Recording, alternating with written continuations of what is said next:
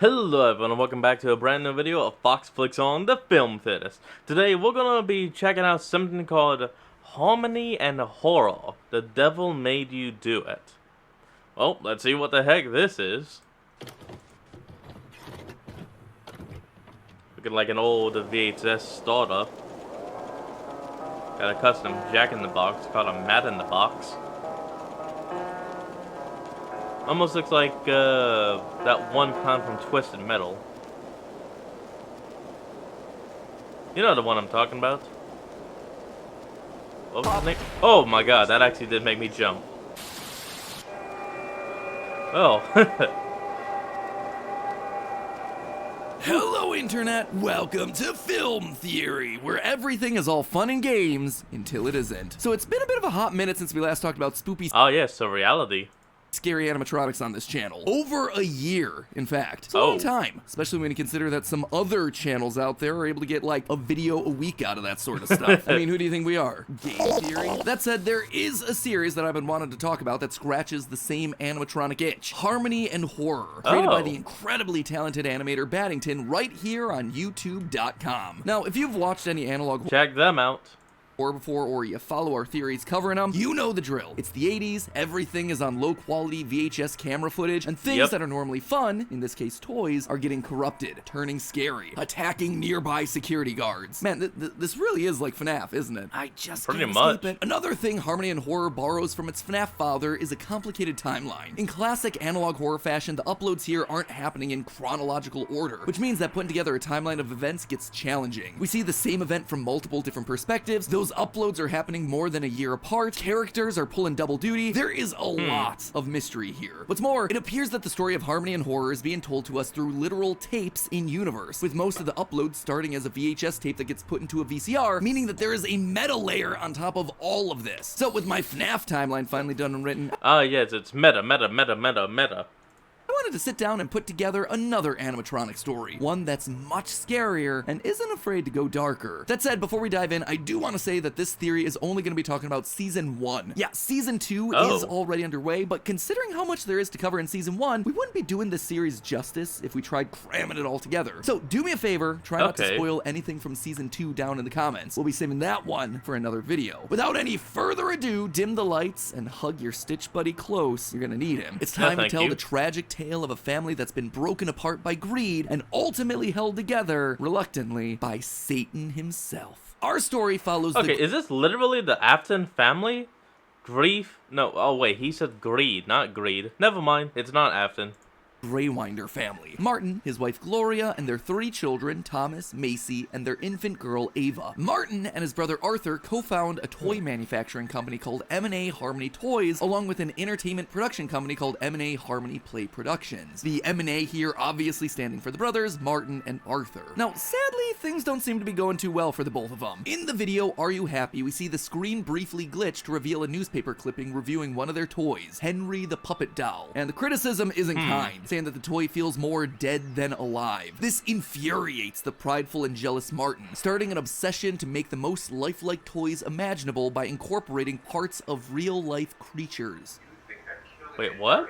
One of those monstrosities that I said would be a bad idea is the way to fix it. Arthur begs him to stop, but Martin refuses, partly out of obsession, partly out of pride, but mostly because Arthur is having an affair with Martin's wife, Gloria. Ooh. What was going on between you two?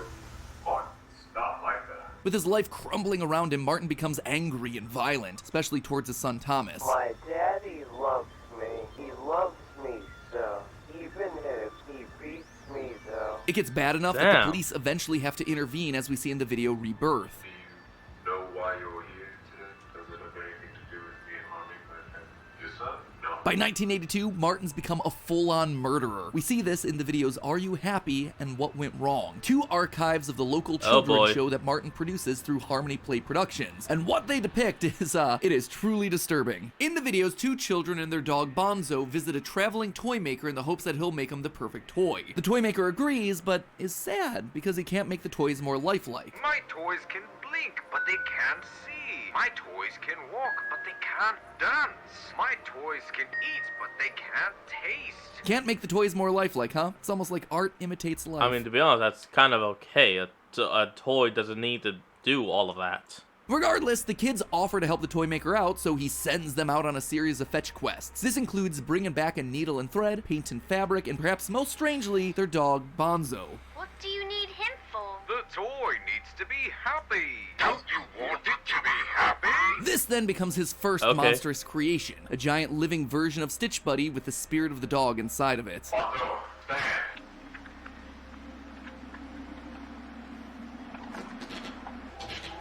Oh, wow. Large, dangerous, and obedient, Martin loves his creation, so he continues. The final ingredient he needs for their perfect toy is their voice, asking the kids to repeat after him. But before we hear what he's saying, the tape is interrupted by a federal warning telling viewers that if any of the original audio or video from this section of the broadcast remains, they must close their eyes, cover their ears, and turn their head around 180 degrees. Public access television ain't great, but can't be that bad, right? So in other words, cover your ears, close your eyes, tone your back to the screen. Okay.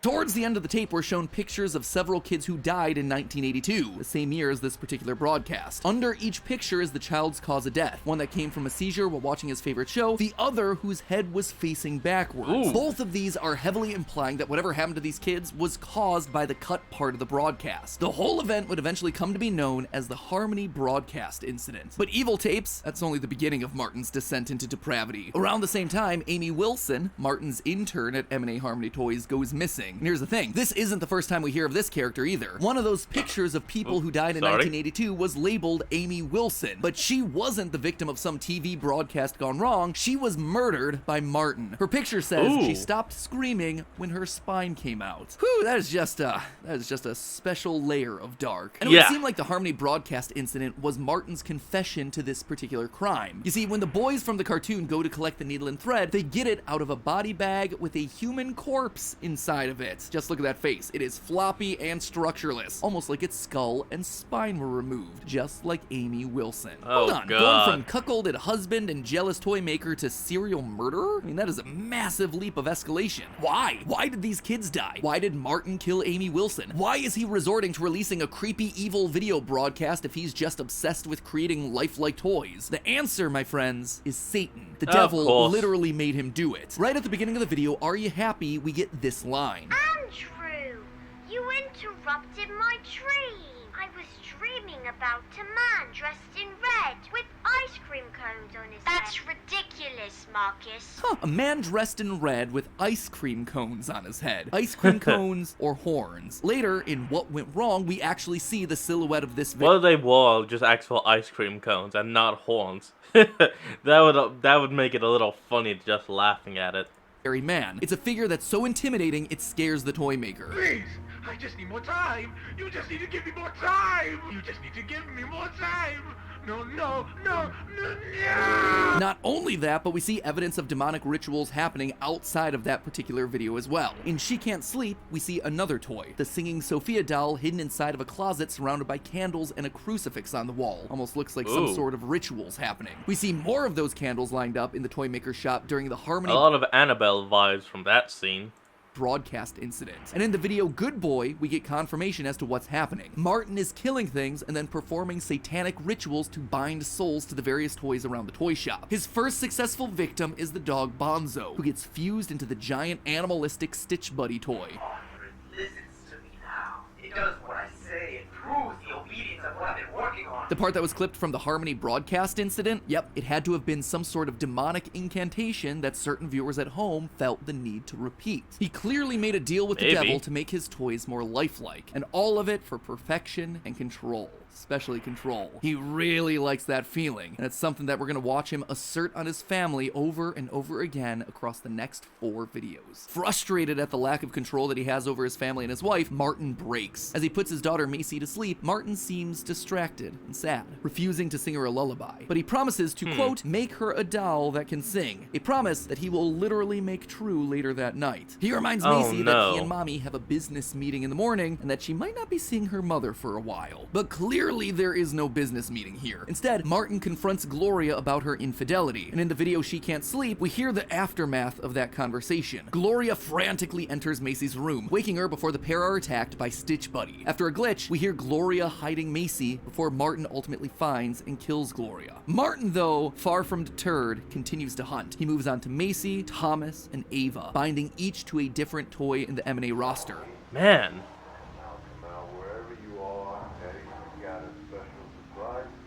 Thomas becomes Henry the Puppet, Macy becomes Sophia the Singing Marionette, and Ava the Baby becomes, well, this thing.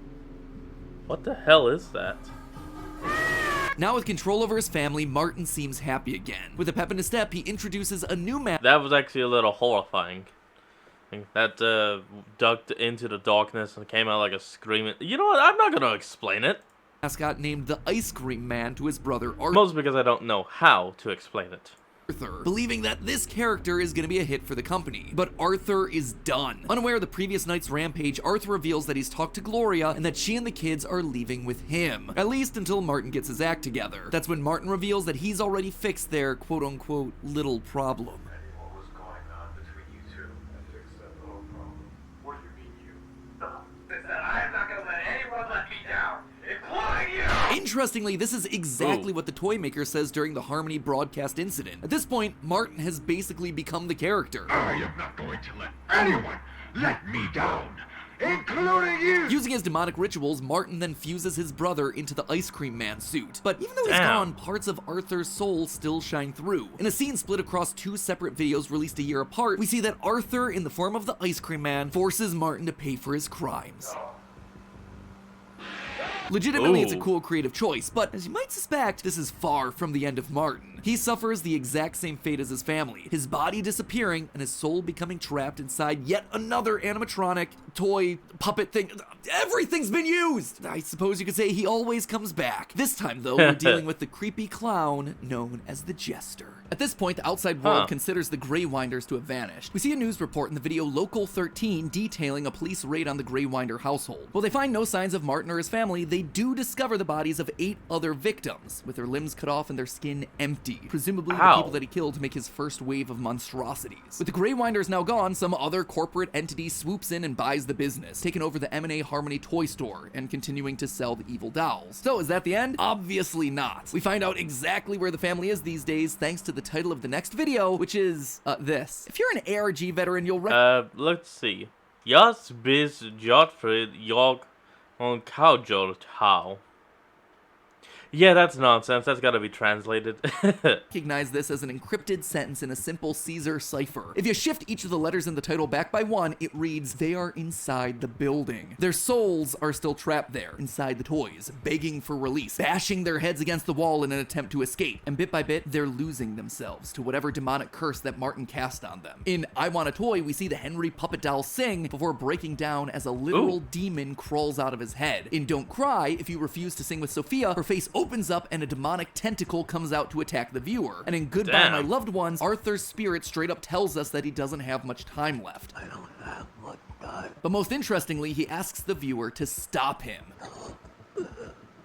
Stop him from what, exactly? From attacking and hurting innocent people. Several of the videos feature the toys at the M&A Harmony toy store coming to life, attacking the security guards, crawling through the vents to get to them. And one shot here features a grotesque pink monster. That right there, that is Arthur. That is what he's been cursed to become. And through it all, Martin's soul is still within the Jester, haunting the store right alongside the rest of them, trapped in a nightmare of his own creation. Now, we could certainly leave things there, and we'd already have ourselves a tragic, compelling story. A man so obsessed with creating perfection that he ends up being the downfall of his own family. But we're not done yet. You'll notice that one member of the family avoided being stuffed into an animatronic suit, as it were. Martin's wife, Gloria. For whatever reason, she isn't transformed into a toy, and she isn't cursed in the same way as the rest of her family. So where then is she? She can't have been the only one to have escaped, right? Right. She's here too. Throughout all of the videos, if you pay attention, you'll notice a ghost appearing in the background of several shots. She appears in Are You Happy as a ghost lingering in the background, in Through Broken Windows Windows, she's behind the image of her son. In Wake Up Bonzo, she's emerging from the shadows. In Henry.mp4, Oh. she's staring into the toy shop. And most important, I'm sorry, but this is seriously creeping me out.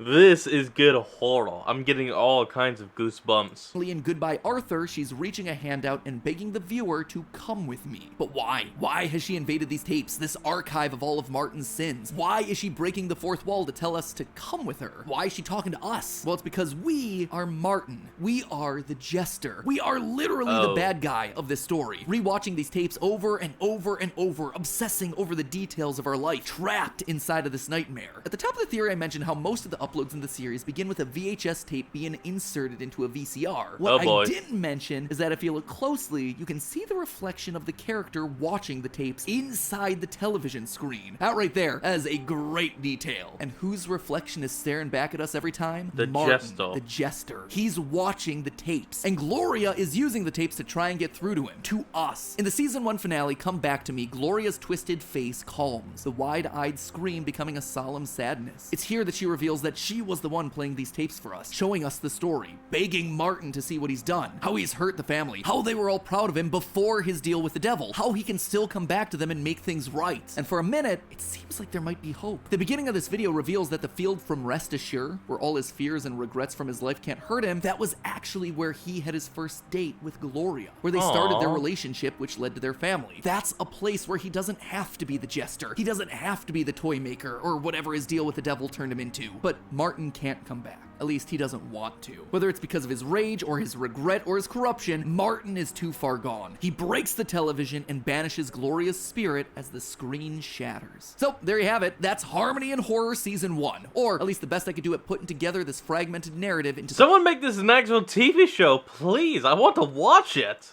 heartbreaking story of a man's destructive need for perfection and control. As I mentioned before, Baddington has already started season 2, so if you want to get there before I do my next theory, go check it out. Link is down in the description below. And hey, if there are other little-known online series that you want me to check out, leave them down in the comments. I'm accepting all recommendations. Bonus points if there are no animatronics or possessed spirits. But hey, if you want to check out some more killer content, why don't you go check out our brand new Style Theory channel, all about fashion, beauty, and Well, folks, that's where we're going to end off today's video. I hope you all enjoyed this. Remember to like, comment, and subscribe for more. Link will be in the description, and I'll see all you folks next time when we flick on. Peace out.